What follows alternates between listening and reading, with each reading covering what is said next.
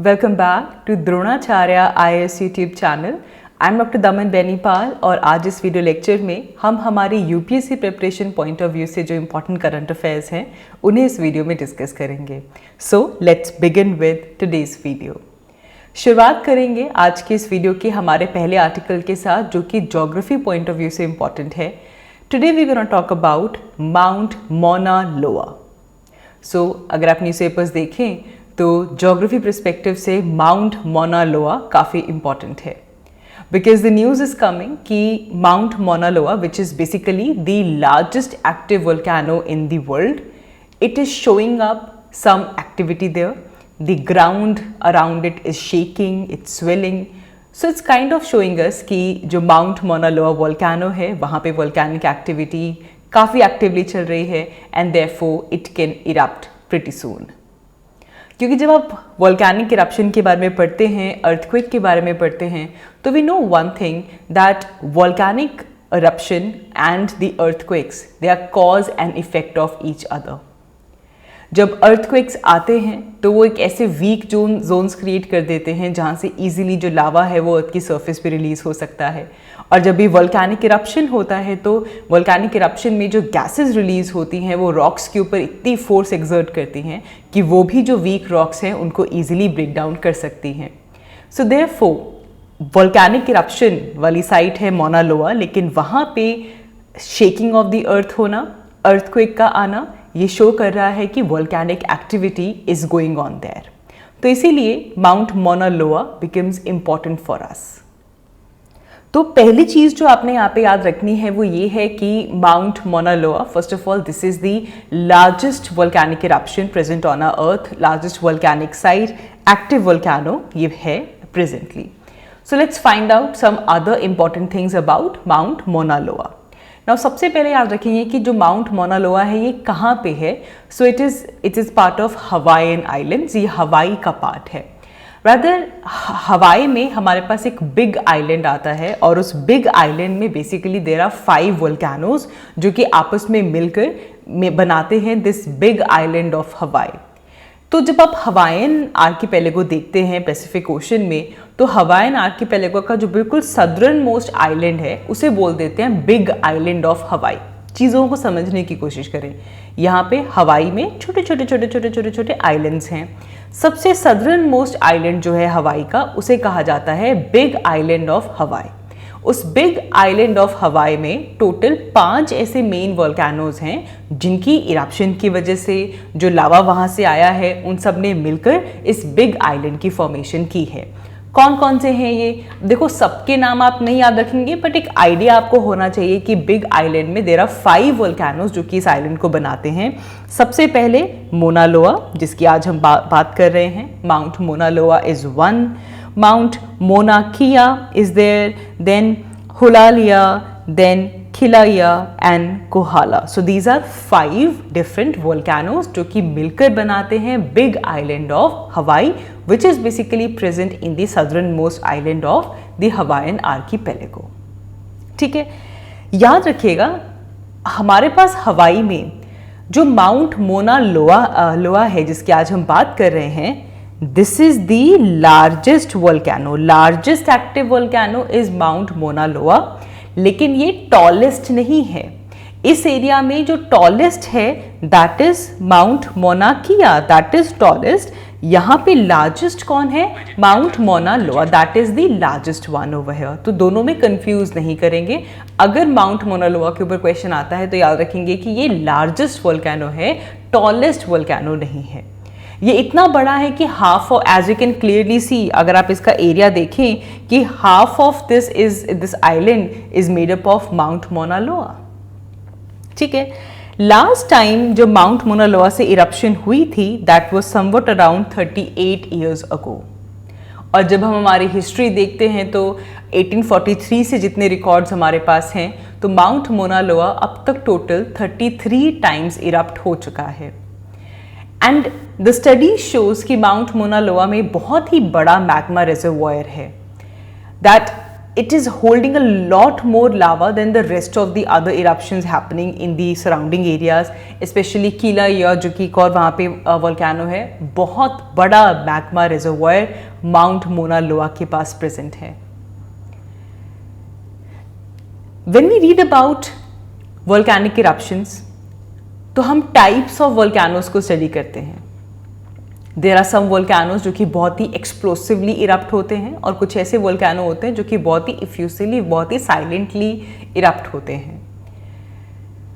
Hawaiian volcanoes जो हैं, यहाँ पे बेसोल्टिक लावा बाहर निकलता है, बेसिक लावा बाहर निकलता है और ये उतने एक्सप्लोसिव नहीं होते.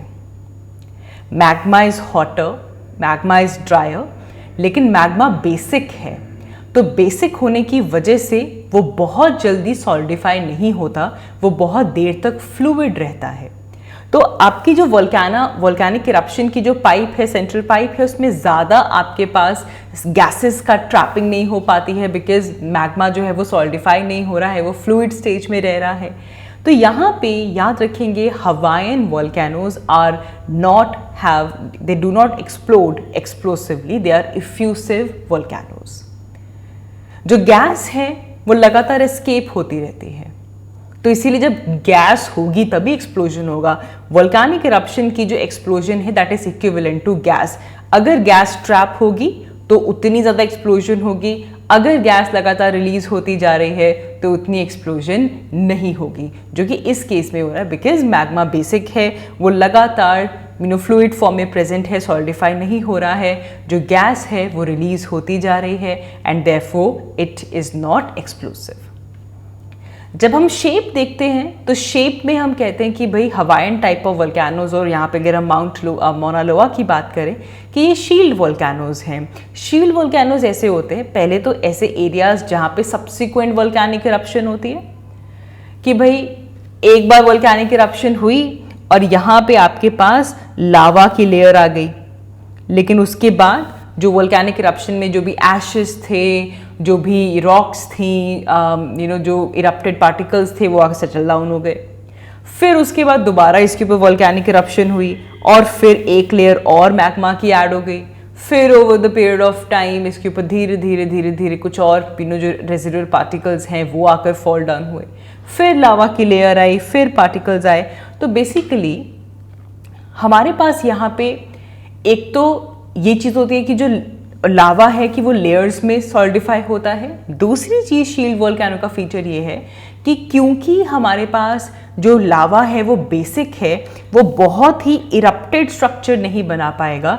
जो लावा है वो बहुत ही बड़े रीजन में स्प्रेड आउट हो जाएगा, ऐसे evenly it will spread out, it will form a structure like a shield. बड़ी सी माउंटेन की फॉर्मेशन नहीं कर पाएगा, जैसे वॉरियर की शील्ड होती है ना, उसके जैसे ये बिछ जाएगा. बहुत हाइट नहीं होती है, एरिया जो है वो ज़्यादा कवर कर लेता है. क्यों?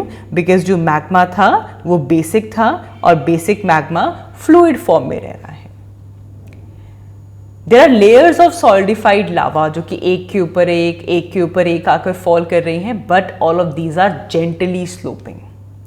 कोई भी यहाँ पे आपके पास एकदम से इरप्टेड हाई माउंटेन नहीं होगी, जो कि आपको एंडेसिटिक या फिर एसिडिक लावा के केस पे देखने के लिए मिलती है. क्योंकि एसिडिक लावा बहुत जल्दी सॉलिडिफाई हो जाता है, तो वो एक ही एरिया में हाइट वाले स्ट्रक्चर्स बनाता है. बेसिक लावा धीरे धीरे सॉलिडिफाई होता है और उसका लावा बहुत बड़े एरिया में स्प्रेड हो जाता है, resulting in the formation of shield volcanoes. ठीक है, तो नजरें बनाए रखेंगे माउंट मोना लोआ के ऊपर. एक्टिविटी वहां पे चल रही है, इरप्ट हो सकता है. मूविंग अहेड, हमारा next article science and tech और डिफेंस पर्सपेक्टिव से इंपॉर्टेंट है. It is about ballistic missile defence interceptor, BMD, ballistic missile defence interceptor. तो ये न्यूज़ में है because recently DRDO which is defence research and development organisation, उन्होंने successfully आपका जो बैलिस्टिक मिसाइल डिफेंस इंटरसेप्टर है इसके मेडन फ्लाइट टेस्ट किए हैं and therefore it is in news. So let's try to understand about it. ये एक long range interceptor missile है.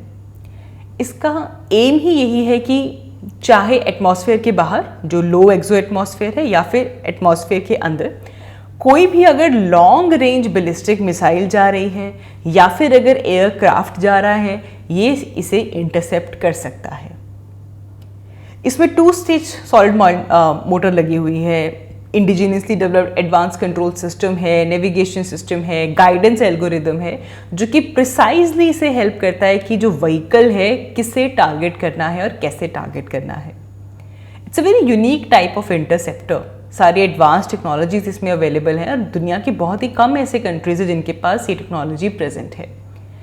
और इंडिया का ये टेस्ट करना, ballistic missile defence interceptor capability लेकर आना, इससे हमारी जो डिफेंडिंग कैपेबिलिटी है, हमारी जो डिफेंस कैपेबिलिटी है, it will go to the next level.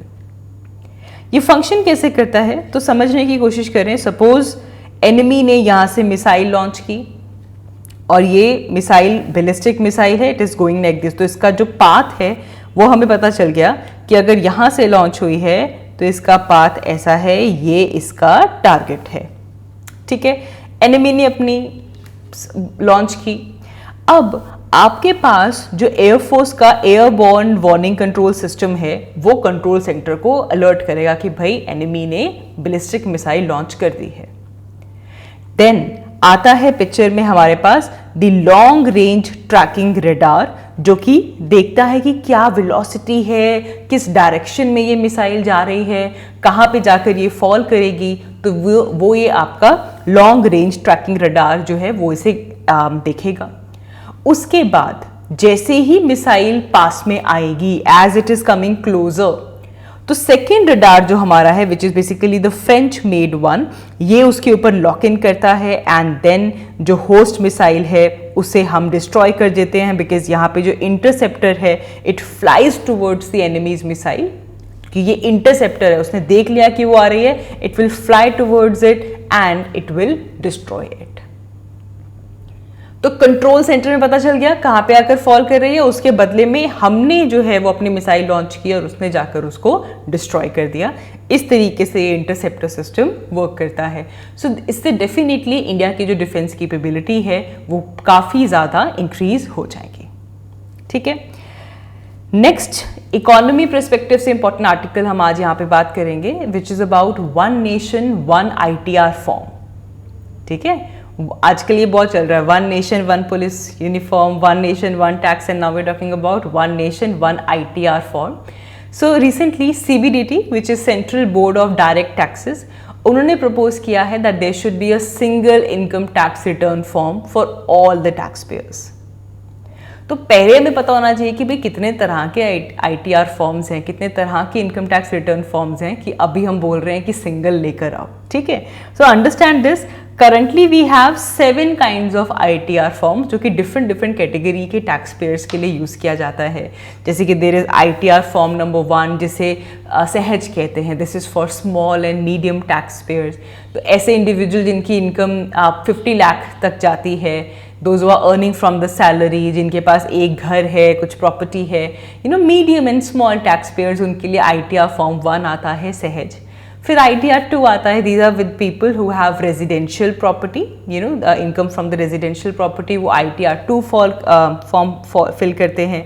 ITR 3 उन लोगों के लिए है जिनकी इनकम बिजनेस या ऐसे प्रोफेशंस के प्रॉफिट से आ रही है, वो ITR फॉर्म नंबर 3 भरते हैं। ऐसे ही ITR 4 आता है, जिसे सुगम कहते हैं। जैसे ITR 1 को सहज कह रहे हैं, वैसे ही सुगम कहते हैं।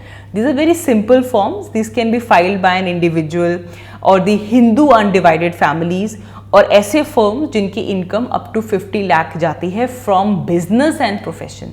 सहज में हमने कहा कि सैलरी से आती है, सुगम में कोई बिजनेस है, कोई प्रोफेशन है, वहाँ से अगर 50 लाख तक जाती है तो ITR फॉर्म 4 भरा जाता है। ITR 5 और 6 is for limited liability partnerships, जो बिजनेसेस हैं उनके लिए अप्लाई होता है। और ITR 7 आपके जो ट्रस्ट हैं, जो नॉन प्रॉफिट ऑर्गेनाइजेशंस हैं, वो ITR फॉर्म नंबर 7 फिल करते हैं। ठीक है, तो ये अलग अलग 7 काइंड्स ऑफ ITR फॉर्म्स थे। अब प्रपोज क्या किया गया है कि एक कंट्री के लिए एक ITR फॉर्म ले आओ कि भाई जितने भी टैक्स पेयर्स हैं, ट्रस्ट और नॉन प्रॉफिट ऑर्गेनाइजेशंस को छोड़कर, जो कि ITR फॉर्म नंबर 7 भरते हैं, बाकी सबके लिए एक कॉमन ITR फॉर्म लेकर आओ, जिसमें सेपरेट हेडिंग्स हों जिसमें वो अपनी जो इनकम है उससे डिस्क्लोजर कर सके from the virtual digital assets, that there should be one form. इसमें लेकिन ट्रस्ट और आपके जो नॉन प्रॉफिट ऑर्गेनाइजेशंस हैं उनको यहाँ से बाहर निकाल दिया गया है, because they are different. These are focusing on the individuals, जिसमें कि एक आपका फॉर्म हो, अलग अलग हेडिंग हो, जिसमें आप अपनी इंफॉर्मेशन को डिस्क्लोज करें। ठीक है, रीज़न क्या है, रैशनल क्या दिया गया है। अब देखो ये जो प्रपोज ड्राफ्ट आया है जो ITR का, so it's taking a relook कि भाई जो रिटर्न फाइलिंग सिस्टम है उसे किस तरीके से इंटरनेशनली बेस्ट प्रैक्टिसेस के साथ मोल्ड किया जाए। तो इस ड्राफ्ट फॉर्म में ये देखा गया है कि इस तरह के हम मेजर्स लें जिससे कि जो इनकम टैक्स रिटर्न फाइल करना है वो और आसान हो जाए, जो टाइम लगता है इसको फाइल करने के लिए उसे रिड्यूस कर दिया जाए बाय एन इंडिविजुअल और by non business type of tax payer. तो इसमें स्मार्ट डिज़ाइन किया गया है of different schedules and there is some user friendly manner, ताकि बेटरली अरेंज करके लॉजिकल तरीके से जो प्री फिलिंग है उसका स्कोप भी यहाँ पे बढ़ पाए।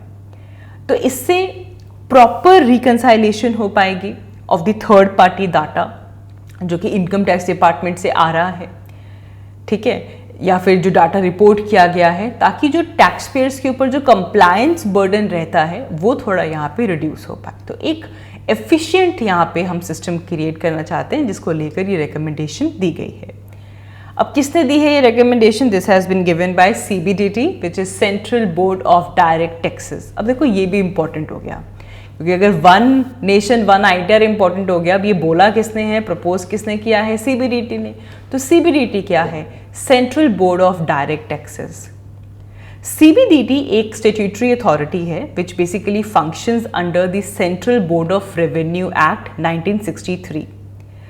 इसके जो ऑफिशियल्स हैं they have their ex officio capacity में वो फंक्शन करते हैं as division of the ministry which deals with the matter, जो कि टैक्स लेवाए कलेक्शन जो है डायरेक्ट टैक्सेस के उसके ऊपर वर्क करते हैं। हिस्टोरिकल बैकग्राउंड CBDT का इस तरह का रहा है कि ये एक एपिक्स बॉडी है जिसके पास टैक्सेस के एडमिनिस्ट्रेशन की जिम्मेवारी है। 1924 में central board of revenue act आता है, जिसके बाद से ये एग्जिस्टेंस में आ जाती है। इनिशियली पहले इसके पास डायरेक्ट और इनडायरेक्ट टैक्सेस दोनों की ही जिम्मेवारी थी, but when the administration of taxes became unwieldy for one board to handle, तो इस बोर्ड को स्प्लिट किया गया। एक तो आया CBDT जो कि डायरेक्ट टैक्सेस को डील करता है, और दूसरा आया central board of excise and customs. इस बाइफर्केशन से ये जो बोर्ड है, ये बोर्ड्स हमारे पास आते हैं, and then the central board of revenue act 1963 comes, जिसके बेसिस पे इसकी बाइफर्केशन की जाती है। Function is as clear. आपके डायरेक्ट टैक्सेस को कौन हैंडल करता है? It is handled by CBDT। So next article काफ़ी इंटरेस्टिंग है। ये साइंस एंड टेक और ज्योग्राफी पर्सपेक्टिव दोनों से ही इंपॉर्टेंट है। It is about the coronal holes. Recently NASA का सोलर डायनेमिक्स ऑब्जर्वेटरी ने कहा कि भाई सन स्माइल कर रहा था। You can see the picture as well that sun is smiling. So it was seen in the ultraviolet light कि sun में कुछ ऐसे डार्क पैचेस हैं, जिन डार्क पैचेस को हम कोरोनल होल्स कहते हैं। ये वो एरियाज होते हैं जहाँ पे बहुत ही फास्ट सोलर विंड्स आ रही होती हैं, they are entering into the space. लेकिन अगर आप शेप देखें तो it looks like the sun is smiling, but it is actually about those dark patches जिनको आप कोरोनल होल्स कहते हैं। कोरोनल होल्स बेसिकली वो रीजन्स हैं सन की सरफेस पे जहाँ पे बहुत ही फास्ट सोलर विंड मूव करती है। Because they contain very little solar material, they have lower temperature कम है, इसीलिए आसपास के रीजन में वो आपको डार्क नजर आता है। याद रखिएगा इस पूरे टॉपिक में ना यही एक कॉन्सेप्ट है कि वो आपको डार्क क्यों नजर आता है। भाई वहाँ पे सोलर एक्टिविटी, सोलर मटेरियल कम है, जिसकी वजह से वहाँ का टेम्परेचर कम है, सराउंडिंग का टेम्परेचर ज़्यादा है, तो इसीलिए वहाँ पे लाइट ज़्यादा है, वहाँ पे एक्टिविटी कम है, इसीलिए आपका जो अपीयरेंस है वो डार्क कलर में आ रही है। ठीक है जी। सो here the magnetic field is open to the interplanetary space which is sending the solar material out in the high speed stream of solar winds. जो coronal holes हैं they can last between few weeks to months, fluctuate करते रहते हैं। They can even get much larger during solar minimum, जब activity बिल्कुल ही कम हो गई उस टाइम पे वो ऐसा लार्जर हो सकता है। ये कॉरोनल होल्स बहुत ही इंपॉर्टेंट हैं टू अंडरस्टैंड कि स्पेस इन्वायरमेंट किस तरह से रह रहा है, सन किस तरह से सोलर वेव्स को भेज रहा है। हालांकि अभी तक इट इज़ अनक्लियर कि what is causing coronal holes. You can correlate these areas to sun, जहाँ पे मैग्नेटिक फील्ड जो है वो अप एंड डाउन जा रही है, it is up and away, it is looping down to the surface और somewhere else. So this is what which is important.